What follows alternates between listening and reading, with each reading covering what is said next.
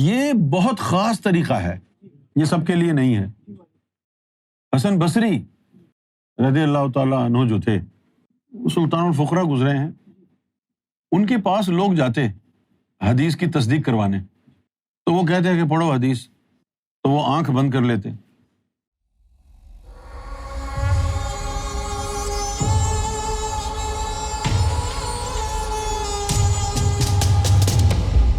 صحیح حدیث کی پہچان کیا ہے؟ ہم کیسے جان سکتے ہیں کہ یہ ایک حدیث صحیح ہے؟ براہ کرم رہنمائی فرمائیں۔ لکھے ہوئے الفاظوں کا کیا اعتبار ہے؟ اس میں کبھی بھی رد و بدل ہو سکتا ہے۔ ایک عام آدمی، ایک عام مسلمان اگر یہ چاہے کہ حدیث پڑھ کے اسے پتہ چل جائے کہ یہ سچی حدیث ہے یا نہیں ہے، تو یہ صلاحیت ایک عام مسلمان کے پاس نہیں ہے، کبھی بھی نہیں پہچان سکتا۔ دو چار کرائیٹیریاز ہیں ظاہری طور پر۔ مثلاً یہ کہ سب سے پہلے تو آپ کو پتہ ہونا چاہیے کہ حدیث کی ضرورت کیوں ہے جب قرآن موجود ہے۔ آپ کو معلوم ہونا چاہیے کہ حدیث کی ضرورت کیوں ہے۔ Why do we need حدیث when already we have قرآن؟ پہلا پوائنٹ تو یہ ہے۔ اب اس کا جواب کیا ہے؟ حدیثوں کی ضرورت کیوں ہے؟ قرآن عربی زبان میں اترا تھا۔ قرآن نے کہا، ہم نے، اللہ تعالیٰ نے فرمایا کہ قرآن کو ہم نے عربی زبان میں اس لیے اتارا تاکہ تمہاری عقل میں آ جائے۔ اس کے باوجود بھی کچھ آیتیں اور کچھ آیتوں میں کچھ الفاظ ایسے ہوتے جو صحابہ کرام کی سمجھ میں نہیں آتے تھے، تو پھر وہ رسول اللہ سے پوچھتے تھے، یا رسول اللہ، اس کا مطلب کیا ہے؟ قرآن میں جو یہ الفاظ آئے ہیں ان کا مطلب کیا ہے؟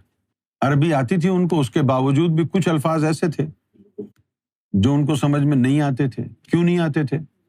کہ وہ الفاظ اللہ کی زبان کے تھے، سریانی کے تھے۔ تو جب وہ پوچھتے کہ یا رسول اللہ اس آیت کا مطلب کیا ہے، اور رسول اللہ جب اس کی تشریح فرماتے تو وہ قرآن کی پہلی تفسیر حدیث کی صورت میں آ گئی۔ تو حدیث کیا ہے؟ نمبر ون حدیث تفسیر قرآن ہے۔ نمبر دو، کچھ خاص علم اللہ تعالیٰ نے اپنے محبوب کے ساتھ شیئر کیا جو قرآن میں نہیں ہے، تو جو قرآن میں نہیں ہے وہ حدیث میں بھی مل جاتا ہے۔ جو کچھ قرآن میں نہیں اترا، قرآن مجید اللہ تعالیٰ نے محمد رسول اللہ کے لیے نہیں اتارا، قرآن مجید اللہ تعالیٰ نے امت کے لیے اتارا۔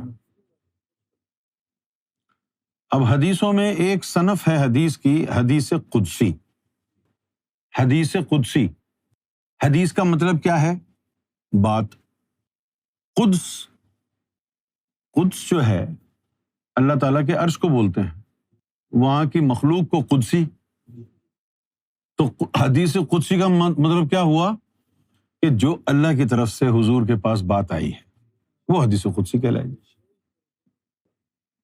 تو اب حدیث کو جانچنے کا ظاہری ایک طریقہ یہ ہے کہ اس کو قرآن مجید کی نص کے ساتھ ٹیلی کریں۔ جو بات قرآن میں ہے وہ بات حدیث میں ہے تو وہ سچی حدیث ہے۔ جھوٹی حدیث کی کیا نشانی ہے عام آدمی کے پاس؟ کہ کوئی ایسی بات حدیث میں آ جائے جو قرآن کی تعلیم کے بالکل برعکس ہو، وہ جھوٹی حدیث ہے۔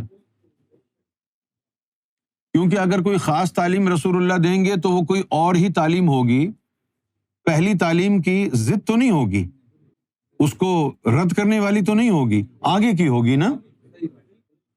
اب آپ پہلی جماعت سے دوسری جماعت میں جاتے ہیں تو دوسری جماعت کی تعلیم کیا یہ کہتی ہے پہلی جماعت غلط ہے؟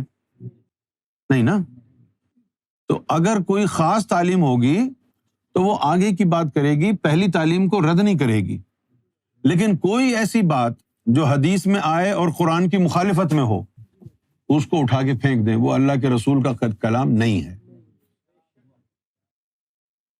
اچھا، اب بہت ساری چیزیں ایسی ہیں کہ جہاں پر گڑبڑ کا امکان ہے، جیسے کہ نماز پڑھنے کا طریقہ قرآن میں نہیں ہے، تو آپ کا ٹوٹل ریلائنس حدیث پر ہے۔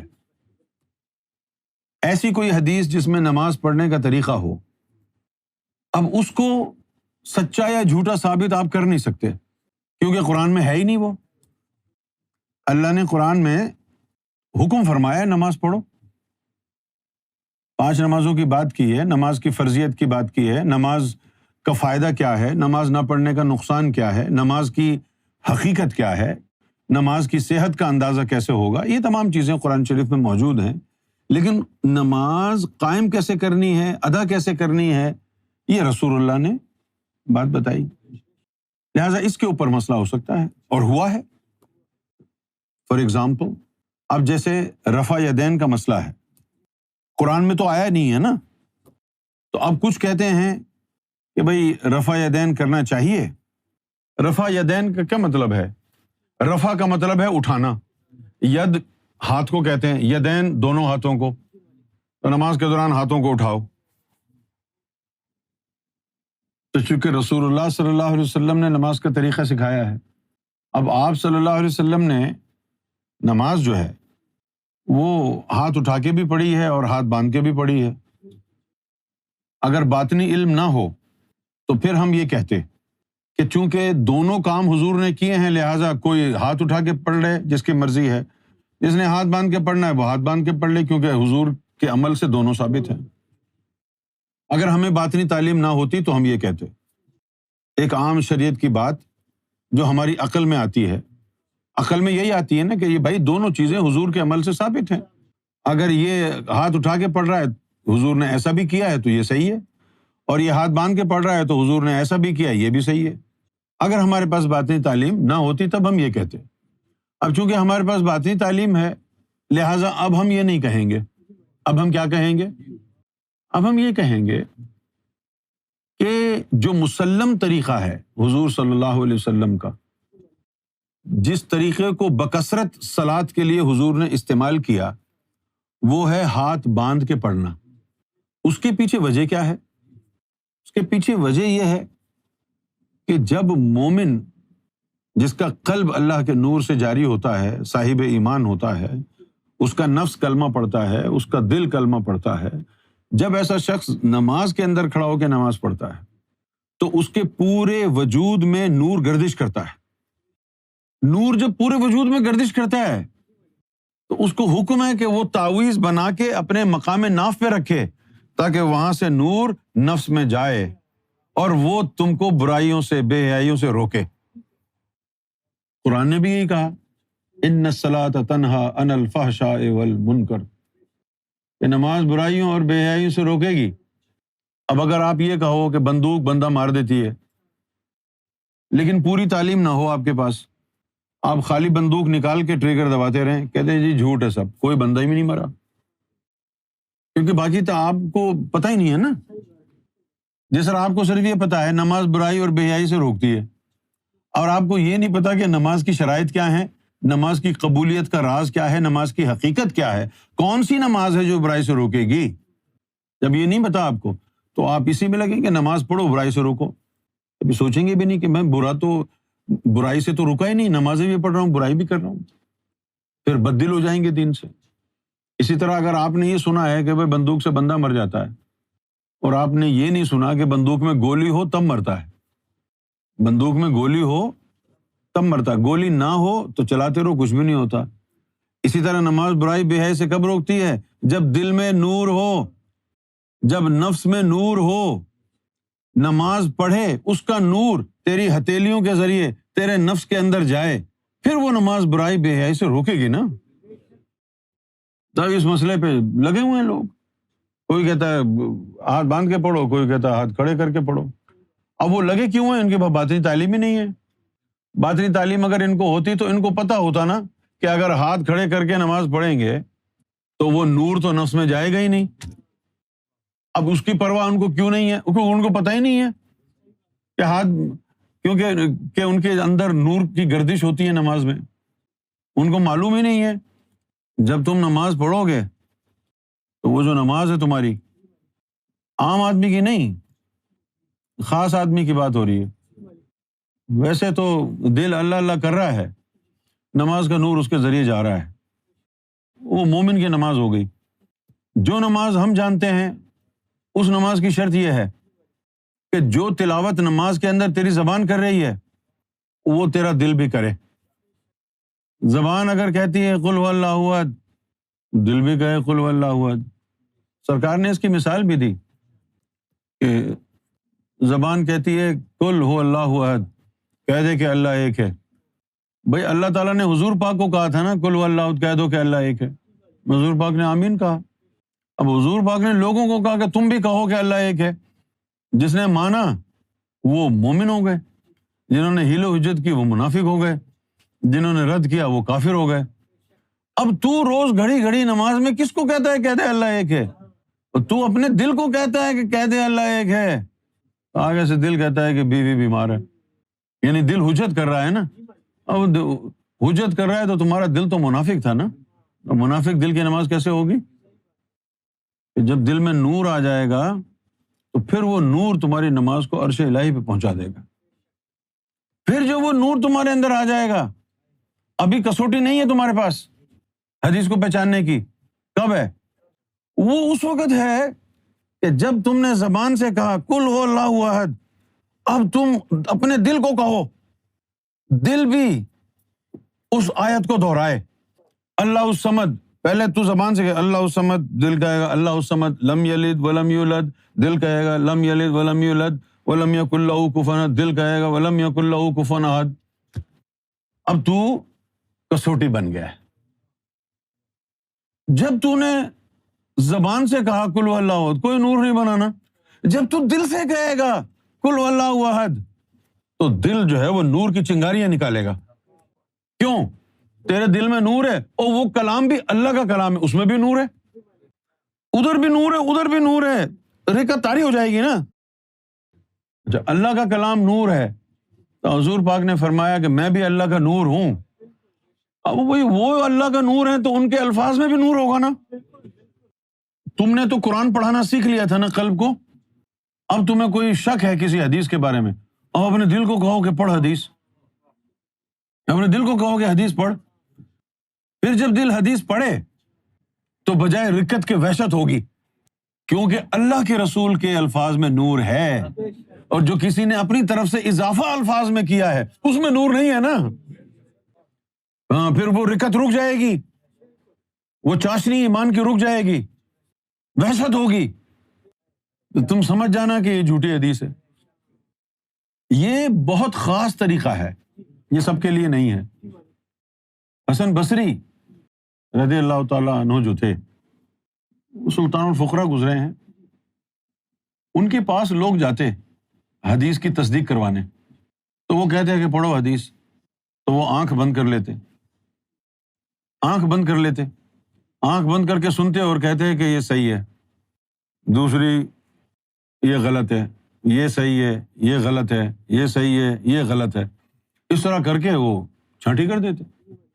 لوگوں نے ان سے پوچھا کہ آپ کو پتہ کیسے چلتا ہے کہ یہ صحیح ہے یہ غلط ہے؟ تو انہوں نے کہا کہ جب میں تمہاری حدیث سنتا ہوں تو رسول اللہ میرے سامنے ہوتے ہیں. حدیث سن کے اگر حضور کے چہرے پہ مسکراہٹ آ جائے تو میں کہتا ہوں یہ صحیح ہے، اور اگر آپ صلی اللہ علیہ وسلم کا چہرہ مبارک اداس ہو جائے اور منع کریں کہ نہیں تو میں کہہ دیتا ہوں کہ یہ جھوٹی حدیث ہے. لیکن وہ تو کامل لوگ تھے نا، کامل لوگ تھے نا. تو عام آدمی، تو کیسے پہچانے گا یہ جھوٹی ہے سچی حدیث ہے؟ تو عام آدمی ہے. وہ جو تمہارے علماء ہیں ان کو کیا پہچان ہے سچی جھوٹی حدیث کی؟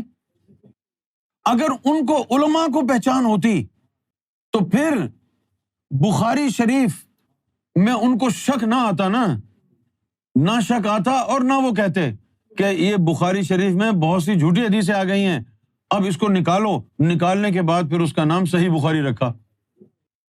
بھئی تم کیسے علماء ہو، کتنے 100 سال تک تم وہی حدیثیں پڑھتے رہے، پھر اچانک تمہیں خیال آیا کہ اس میں جھوٹی حدیثیں آ گئی ہیں.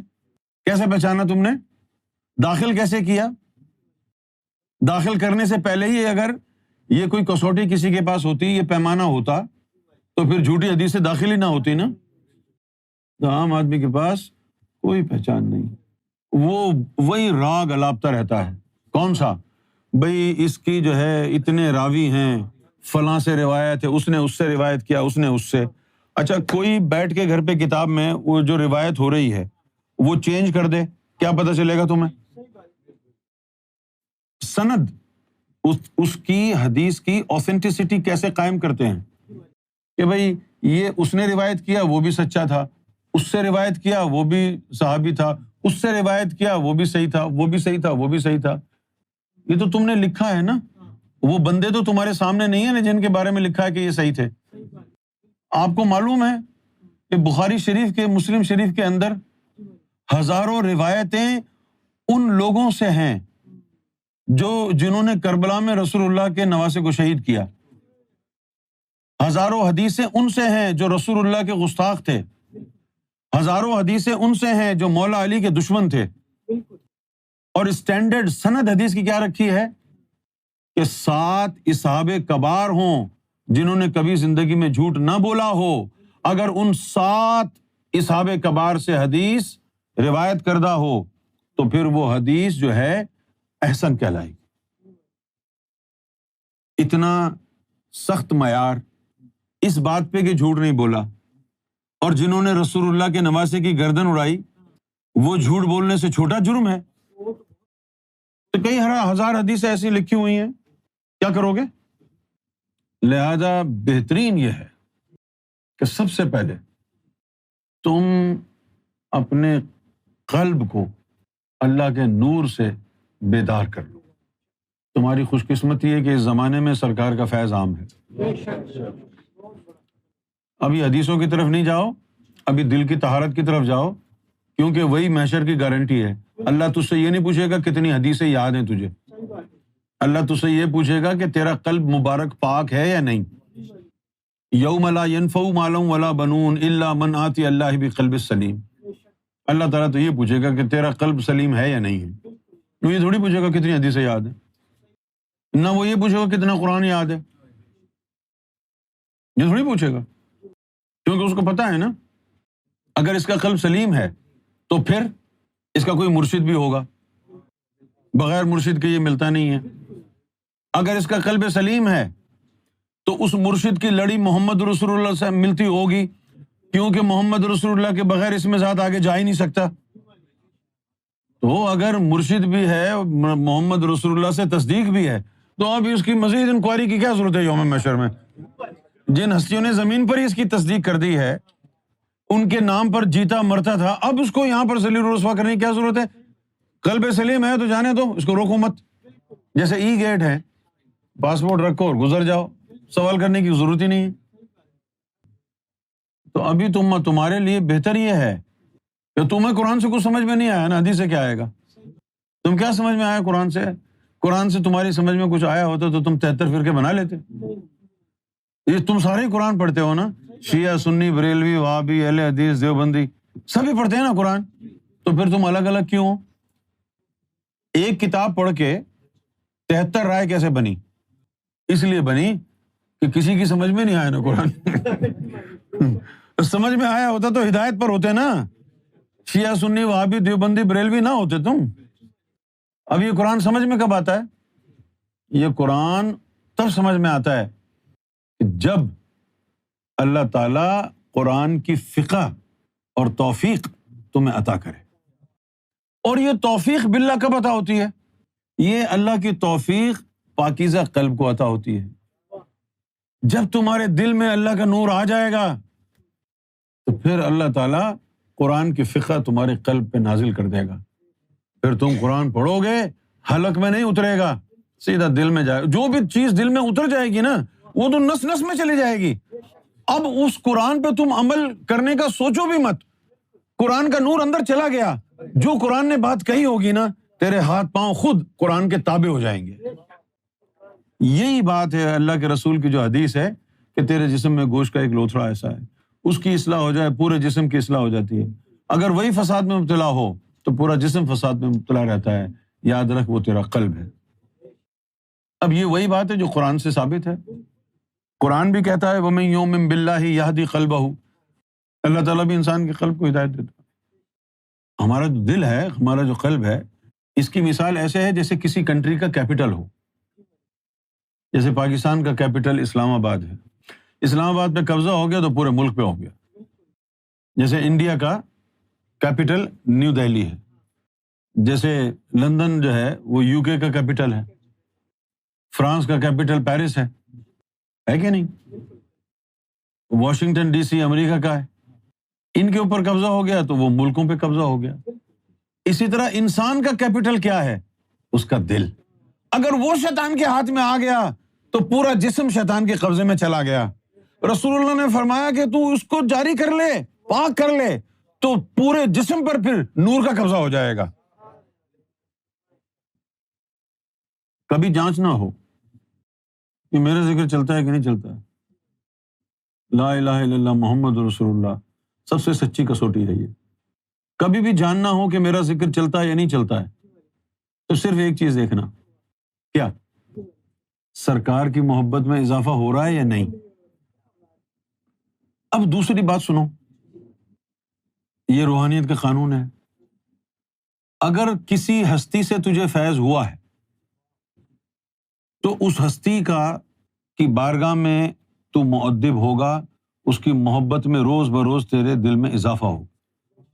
یہ ممکن نہیں ہے کہ کسی سے فیض تو مل جائے اور اس کی محبت تیرے دل میں جگہ نہ پائے. تو یہ جو ادھر ادھر 8-10 سال 20 سال بعد بھاگ جاتے ہیں، یہ وہ ہوتے ہیں جن کو فیض نہیں ہوا. اگر فیض ہوا ہوتا تو محبت دل میں جا چکی ہوتی. اب ایک آدمی یہ کہتا ہے کہ مجھے سرکار سے بڑی محبت ہے، میں سرکار سے وابستہ ہوں. ٹھیک ہے، لیکن اگر کوئی نیا آدمی آیا ہے جس کو تم نے ذکر دیا، انہوں نے ذکر دیا، انہوں نے ذکر دیا، وہ تو سرکار سے جڑا ہوا نہیں تھا نا. تم نے ذکر دیا تو اب تمہارے ذکر دینے سے تمہارا وسیلے کا نام اس کے دل پہ لکھا جائے گا نا. تمہارا ادب تو جا ہی نہیں سکتا اس کے دل سے. صرف ایک ہی صورت میں جا سکتا ہے، جب وہ بدگمان ہو جائے. فیض جو ہوگا، اب یہ جو تم دے رہے ہو یہ فیض نہیں ہے، یہ جو تم دے رہے ہو، کیونکہ یہ تو اجازت ہم نے دی ہے نا. یہ جو تم فیض یہ دے رہے ہو ذکر، تمہارا تو نہیں ہے نا. یہ نہیں، یہ ایک ٹیکنیکل بات بتا رہا ہوں. تو ہم اجازت کیسے دے رہے ہیں پوچھو؟ کیونکہ ہمارا دل سرکار کے طفل نوری عکس اول سے جڑا ہوا ہے. اس لیے ہم 1,00,000 آدمیوں کو ایک وقت میں اجازت دے دیں ذکر دینے کی، 1 کروڑ کو دے دیں، کیونکہ ہم تو جڑے ہوئے ہیں نا. جڑے ہوئے ہیں نا بھائی. ہمارے پاس خود روحانیت تو نہیں ہے لیکن ہم جڑے ہوئے تو ہیں نا. ساری بات جڑے ہونے کی ہے. اب یہ دور نہیں ہے حدیثوں کو، گیا دور حدیث لنترانی. اب یہ وہ دور ہی نہیں ہے، کیونکہ اب اتنی حدیثیں جھوٹی آ گئی ہیں مارکیٹ میں کہ تو میں یہ بھی نہیں کہہ سکتا کسی کو کہ جاؤ داتا صاحب کی کتاب کشف المحجوب پڑھ لو. اب یہ بھی نہیں کہہ سکتا کسی کو کہ جاؤ سلطان باہو کی کتاب پڑھ لو. کیوں نہیں کہہ سکتا؟ کہ ان کتابوں کے ترجمے بھی غلط کر دیے ہیں. ایک زمانہ تھا کہ منصف مزاج لوگ ہوتے تھے، اہل سنت والجماعت کے لوگ ہوتے تھے، ولیوں کو ماننے والے لوگ ہوتے تھے، وہ اسی رنگ میں صحیح ترجمہ بھی کرتے تھے. اب یہ تمام ڈپارٹمنٹ جو ہے وہ کسی دوسرے فرقے نے سنبھال لیے ہیں اور وہ دوسرے طریقے سے آ رہے ہیں.